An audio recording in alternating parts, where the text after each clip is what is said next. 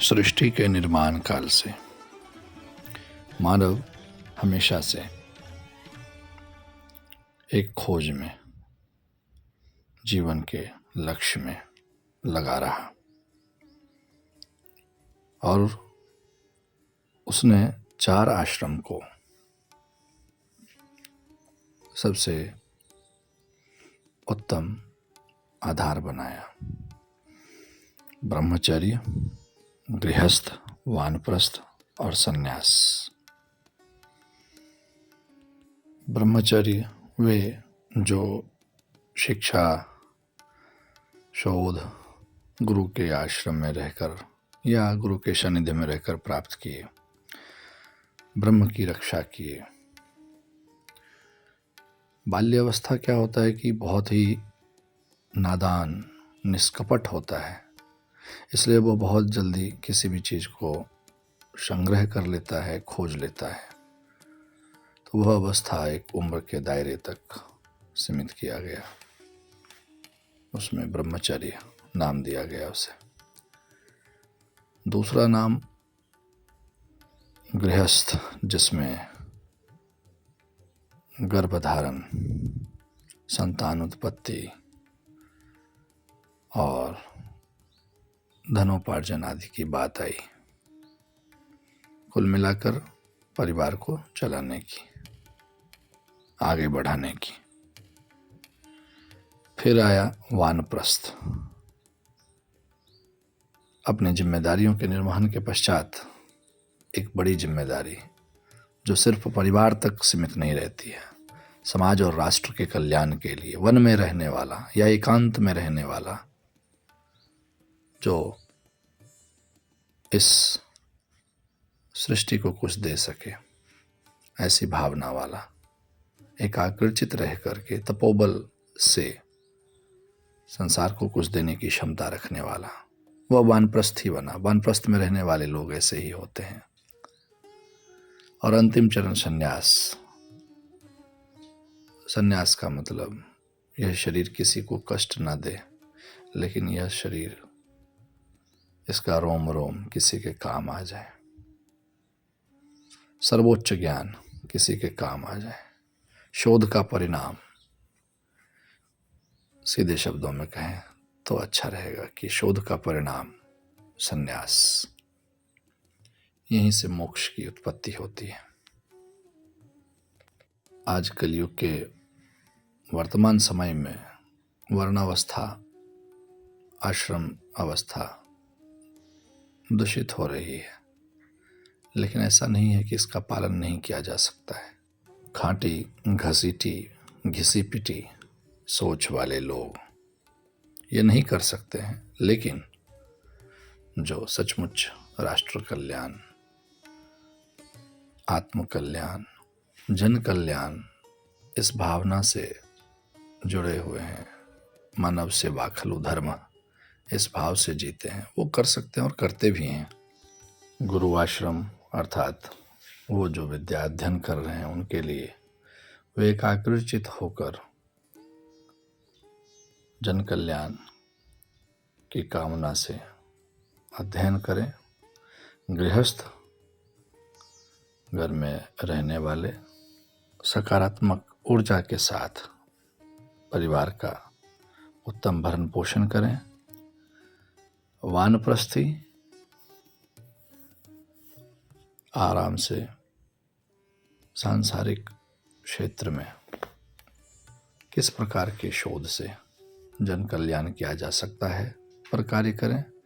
और सन्यासी अपने जीवन के सार से कैसे सींच सकते हैं संसार को, वो कहीं भी रह के कर सकते हैं। अब आज के दिन में वन में जाने की, भटकने की आवश्यकता नहीं है। आप एक कोना अपने घर में भी बना करके कर सकते हैं।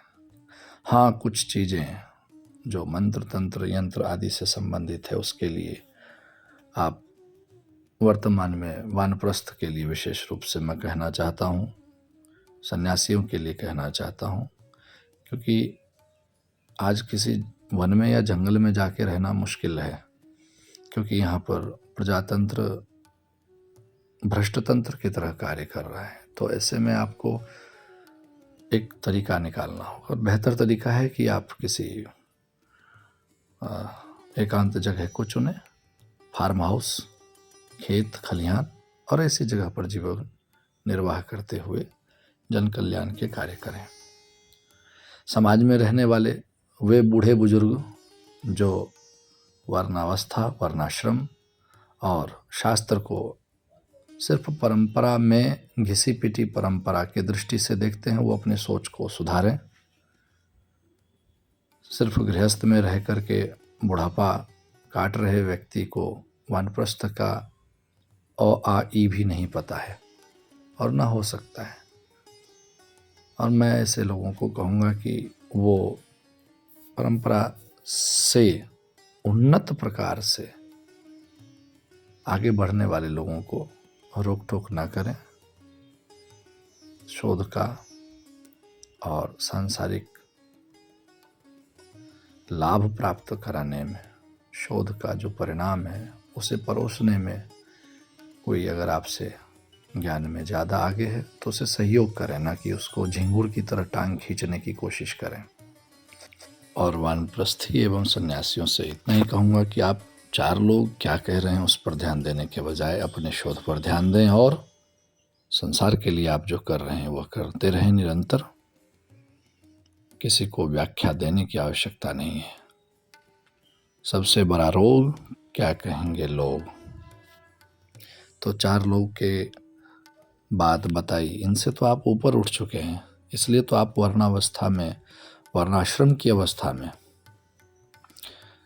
ऐसे स्थान पर हैं जहाँ पर कि कोई दूर दूर तक गिने चुने ही आते हैं।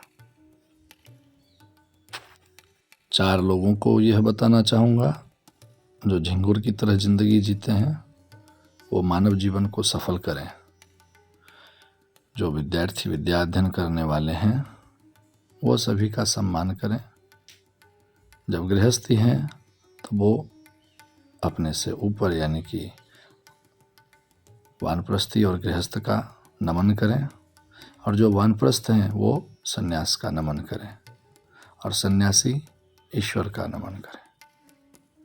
वानप्रस्थ और सन्यास में रहने वाले किसी के सामने झुककर, गिड़गिड़ाकर, पग पकड़कर किसी भी तरह से गिड़गिड़ाने के बजाय ईश्वरीय सत्ता, अपने शोध पर विश्वास रखते हुए, जन कल्याण की भावना रखते हुए जीवन जिए और समाज को कुछ दें।